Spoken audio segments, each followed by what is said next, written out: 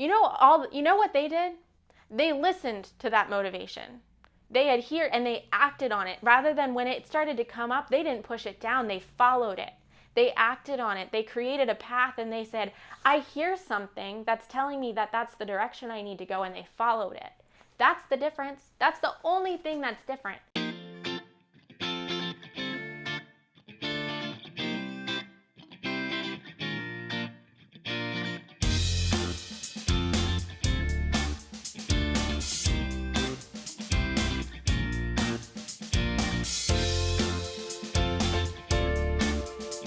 Well, hi there. Welcome back. Hello again, or hello for the first time if you're joining us and you haven't been here before.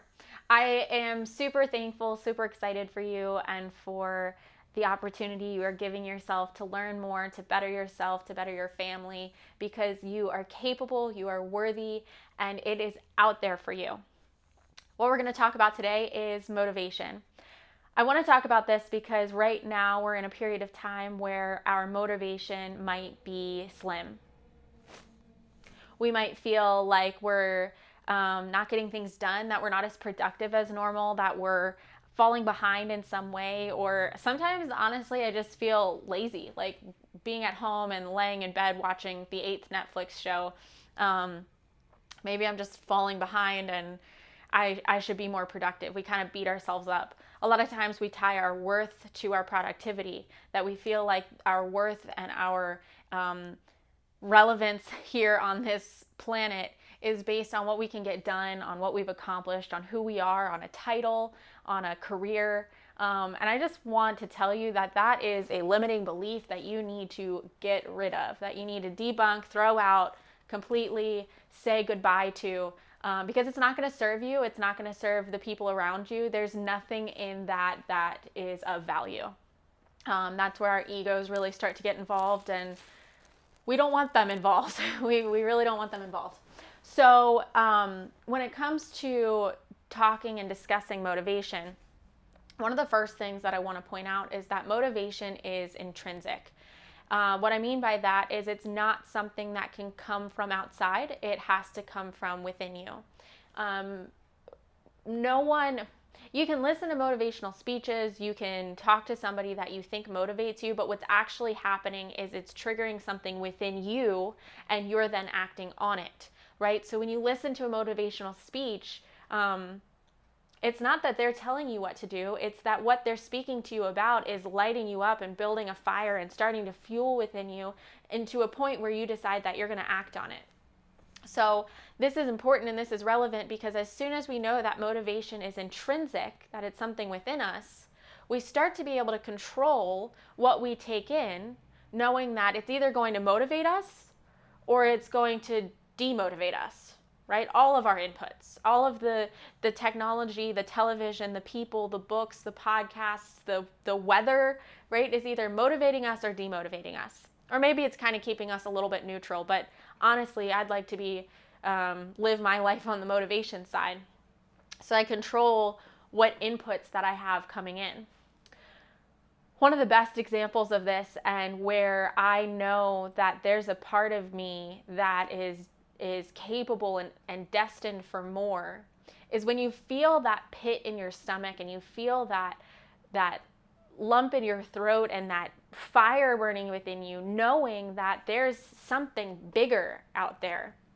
And what I'm referring to is that motivation muscle, if you will, that's within you saying, like, let me out, let me do my job. I have a lot to give to this world. I have a purpose, I have a passion, and I want to show it to you, right? I want to show the world what I'm capable of and all that I have. A couple of years ago, my mom and I went to go see The Lion King on Broadway. And I'd never seen the show before. I'd seen the version down in Disney World, but I'd never seen the show.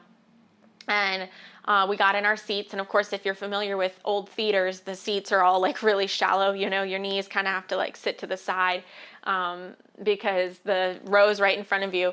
And we sit down, we get settled in our seat. The show is about to start, and the curtains open, and the first song starts playing, which now I'm forgetting what that is, but it's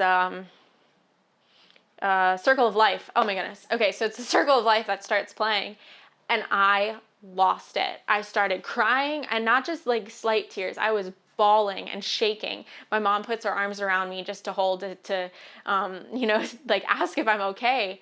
I was in tears, and I don't even know. I was in tears of joy. I was in tears of sadness, but really, I was in tears of just knowing that there's something more. The reason that this was so impactful for me is because you may or may not know, but I grew up dancing.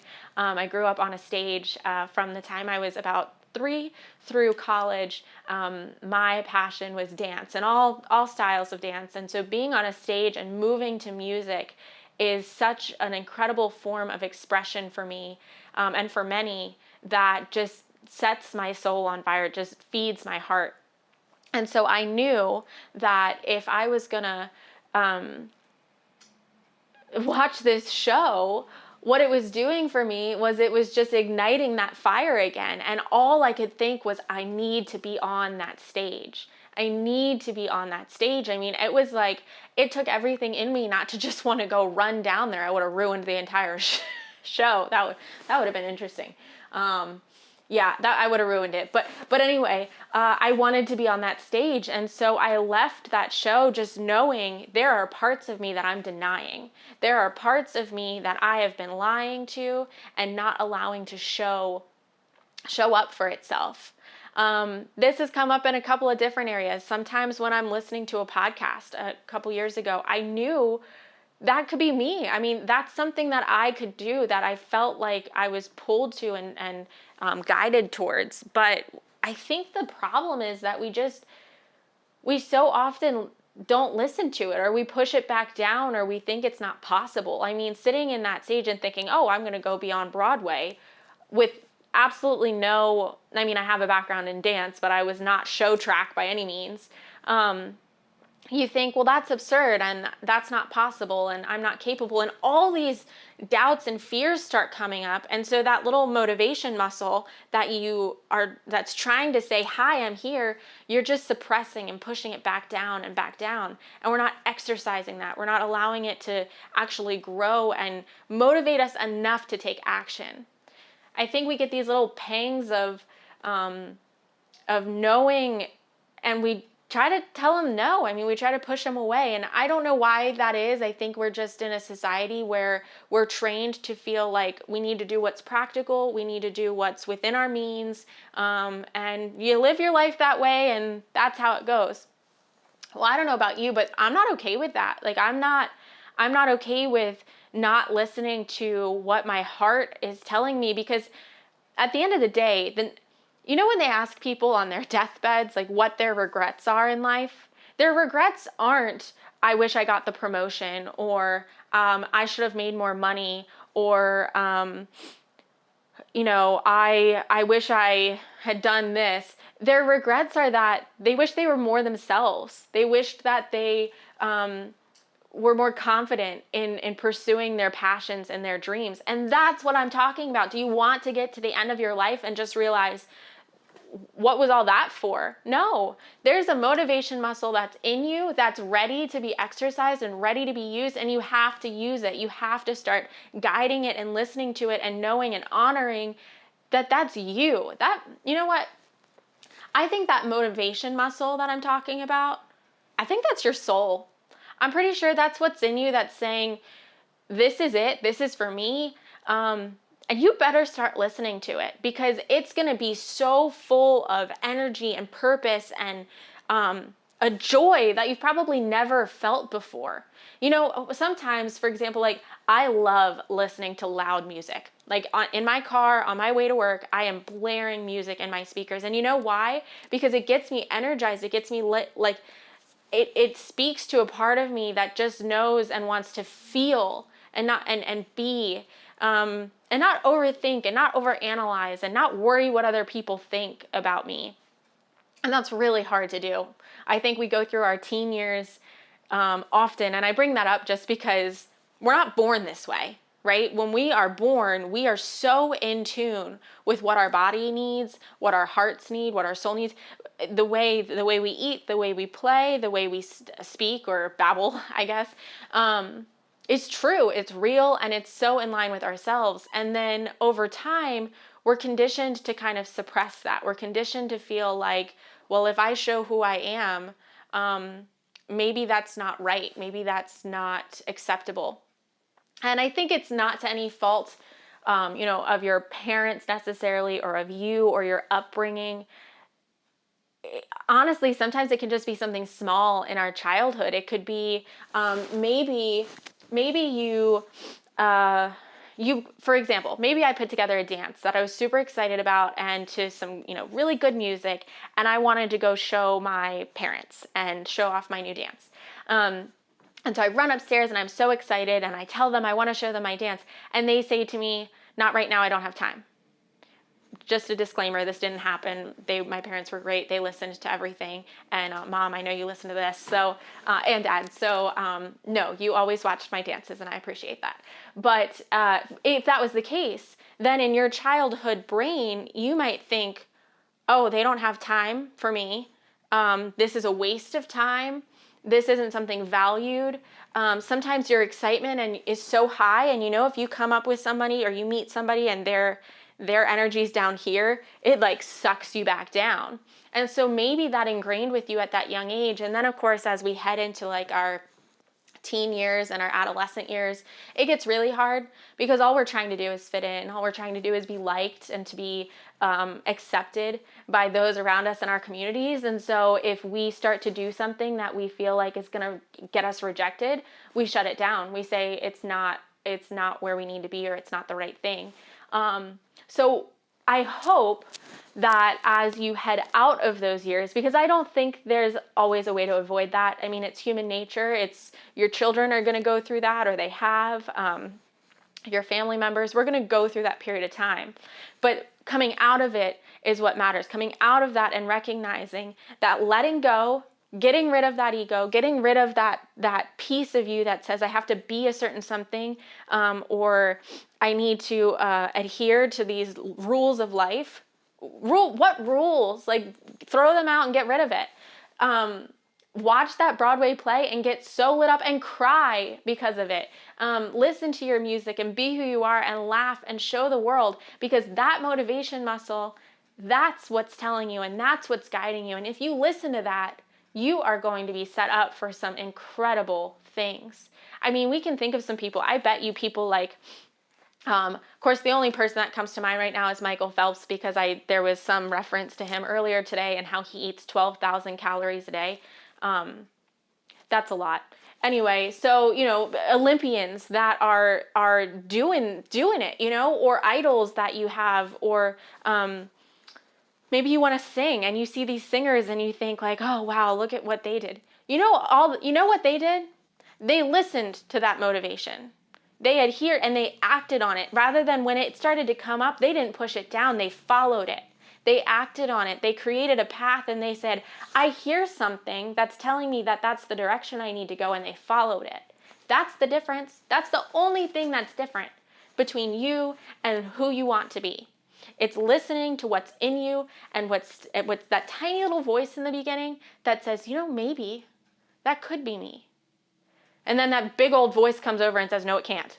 Well, that's what I'm telling you, it has to get rid of. And so the more that you can support that inner muscle that says, I can, I will, I am, it's going to be huge. I mean, you have it within you. You are totally capable and fully capable of all of that. So what's stopping you? That extra voice that's false, that's fear, that's not made for you, So I want you to take away from this that that motivation muscle already exists within you. Remember that motivation is intrinsic. It doesn't come from outside, although that sometimes those outside sources can help kind of wake up. I don't know why wake up was a wave. Wake up that motivation muscle, maybe from a bit of its hibernation. And so listen to it, honor it, and feed it. Listen to the books, read the books, listen to the podcasts, Curate your surroundings. I talk about it all the time, but your social media is completely dependent on what you follow. So if you start following, for example, if right now you keep clicking on every news post that's about the coronavirus, that's all you're going to see. If you get on Instagram and you start following accounts of, I don't know, people in homeless people or something, that's all you're going to see. Start following people that are motivated. Start following people that are, if you want to sing, follow singers, curate your environment and your inputs. You are totally capable of that. That's going to help wake up that motivation muscle. And when you hear that little voice, I just want you to take a second and stop. As soon as you feel that pang in you that says, oh, that excites me. Oh, that's interesting. Oh, that's something that, I don't know, I feel different. I feel enlightened by what I just heard. Take a deep breath. Let it sit with you for a second. And over time, that's going to allow those positive parts of your brain to start pushing out that negative fear-based voice that comes up too. Feed your motivation, listen into it, and then act on it. If something comes up that says, you know what, that might be interesting, think about what move you could make to get a little bit closer to it. You can tell that I'm a little bit passionate about this. I am so thankful for you and for the community that I have around me. If this is something that resonates with you, or you think it would be helpful to somebody else that's still and working on developing their path and their purpose, please share it. It would mean the world to me. It would, and you've got the capability to make a difference not only in your life, but in their lives too. Feed that motivation muscle. I don't know, tell me a little bit about what that is. Tell me something that lights you up that you've for a long time suppressed, but maybe you think it's about time you listen to it. I would be really excited to hear what some of your passions are. Make it a great day.